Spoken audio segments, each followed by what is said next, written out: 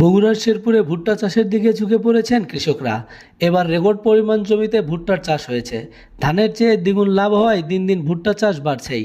স্বল্প ব্যয়ে দ্বিগুণ লাভের পাশাপাশি বাজারে চাহিদা বেশি থাকায় এই উপজেলার কৃষকরা ভুট্টা চাষে আগ্রহী হচ্ছেন।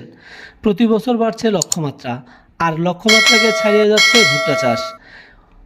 উপজেলা কৃষি অফিস সূত্রে জানা যায়, গত বছর এই উপজেলায় ভুট্টা চাষের লক্ষ্যমাত্রা ছিল 2,460 হেক্টর জমি। এবছর ভুট্টার লক্ষ্যমাত্রা ধরা হয়েছিল 2,500 হেক্টর। অথচ জরিপ করে দেখা গেছে গোটা উপজেলায় 3,385 হেক্টর জমিতে ভুট্টা চাষ করেছে কৃষক।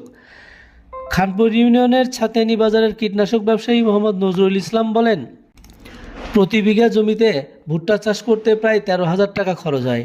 আর স্বাভাবিকভাবে প্রতি বিঘায় ভুট্টা হয় সর্বনিম্ন 40 মণ, প্রকারভেদে বেশিও হয়। গত বছর কৃষক 1,200 টাকা মণ ভুট্টা বিক্রি করেছে। সে মোতাবেক প্রতি বিঘায় 48,000 টাকা। প্রতি বিঘায় 13,000 টাকা খরচ বাদ দিলে প্রায় 35,000 টাকা লাভ পায় কৃষক। অন্যদিকে প্রতি বিঘায় কৃষক ধান পায় 22 মণ। 1,400 টাকা মণ হলে কৃষক দাম পায় 30,800 টাকা। প্রতি বিঘায় 12,000 খরচ বাদ দিলে কৃষক পায় 18,800 টাকা। উপজেলার সালফা গ্রামের কৃষক মোহাম্মদ জেকের আলী বলেন, উপজেলার করতা ও বাঙালি নদী তীরবর্তী জমি সহ অন্যান্য জমিতেও ভুট্টা চাষ করা যায়।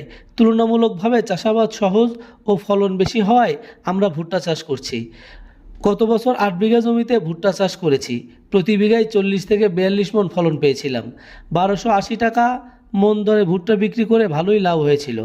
এবার 10 বিঘা জমিতে ভুট্টা লাগিয়েছি। যদি আবহাওয়া অনুকূলে থাকে এবং রোগবালাইয়ের প্রকোপ খুব বেশি না হয়, তাহলে এবারও ভালো ফলন ও লাভ হবে বলে আশা করছি। উপজেলা কৃষি অফিসার কৃষিবিদ ফারজানা আক্তার বলেন, এই উপজেলার জমির মাটি দুই ধরনের।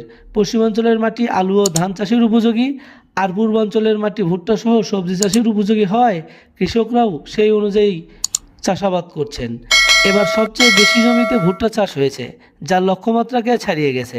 আমার অধিদপ্তর থেকে কৃষকদের সকল প্রকার পরামর্শ ও সহযোগিতা অব্যাহত রয়েছে।